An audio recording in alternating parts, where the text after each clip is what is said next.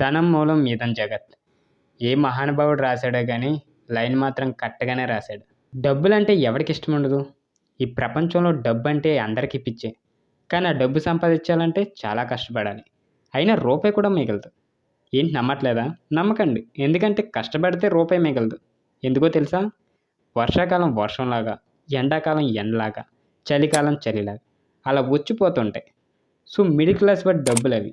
ఒకవేళ మనం గట్టిగా సంపాదిస్తే జబ్బుల రూపంలో హాస్పిటల్‌కి తగలేస్తాం.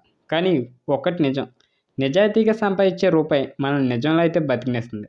అదే కలలకంటూ సంపాదించే రూపాయి మనల్ని కాటికి పంపిస్తుంది. నిజంగా నా జీవితంలో చూసిన ఒక యథార్థ సంఘటన ఇది. ఒక అబ్బాయి చిన్నప్పటి నుంచి బాగా కష్టపడేవాడు. నిజాయితీగా ఉండేవాడు. చదువులో కూడా బాగానే ఉండేవాడు. జాబ్ లేక చాలా స్ట్రగుల్స్ అయితే ఇబ్బంది పడి ఎక్కడికో పరాయి దేశం వెళ్ళి కష్టపడి సంపాదించి మళ్ళీ తిరిగి ఇక్కడికి వచ్చాడు. సో హ్యాపీగా తనకి బ్యాంక్ బ్యాలెన్స్ ఉంది, అన్ని సౌకర్యాలు ఉన్నాయి. కానీ ఒక్కటి మాత్రం తన జీవితంలో వెలితి కింద అనిపించింది. అదేంటో తెలుసా? పెళ్ళి. తనకు తోడు ఎవరు లేరని బాధపడుతున్నాడు. ఒకరోజు మ్యారేజ్ అయింది. వాళ్ళ వైఫ్కి కావాల్సినన్ని తెరిచేచ్చాడు. బంగారం, డబ్బు, ఇంకా ఇల్లు సదుపాయాలు, ఫ్రిడ్జ్, తనకు కావాల్సిన ప్రతిదీ తన దగ్గర తెచ్చాడు.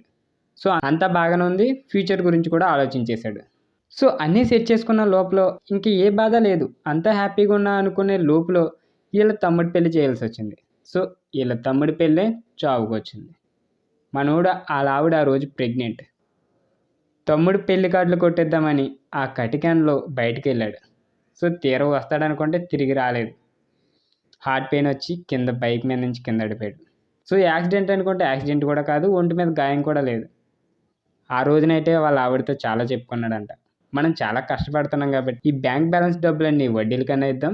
సో ఏదైనా మనకు కావాల్సింది కొనుక్కుందాం, మన ఫ్యూచర్ ప్లానింగ్ అంటూ వేసుకుందాం, భవిష్యత్తులో మనకి ఏ బాధ లేకుండా హ్యాపీగా జీవిద్దామని ఆ రోజునైతే వాళ్ళ ఆవిడతో షేర్ చేసుకున్నాడు.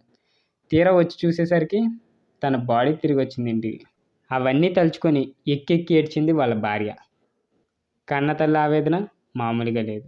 పెద్ద కొడుకు కాబట్టి కడుపు కోతగా మిగిలిపోయింది. ఆ ఏడుపు, ఆ రోదనలు నేను వినలేక అక్కడి నుంచి బయటకు వచ్చేసాను.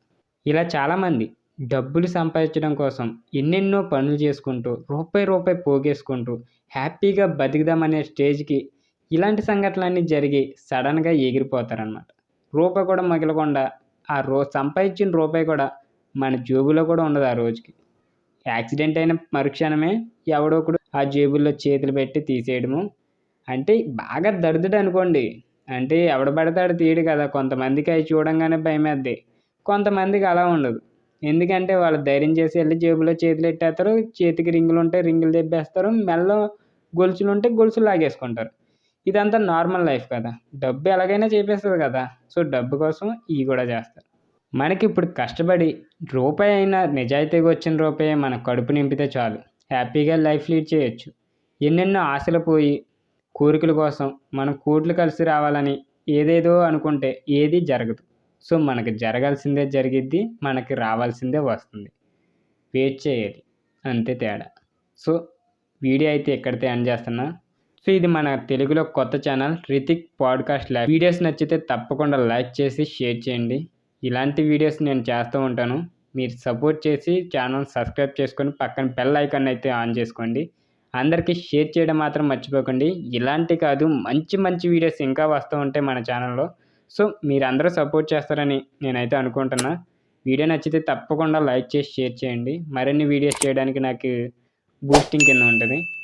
సో మళ్ళీ మంచి వీడియోతో మీ ముందుకు వస్తా. అంతవరకు బాయ్ బాయ్, టేక్ కేర్.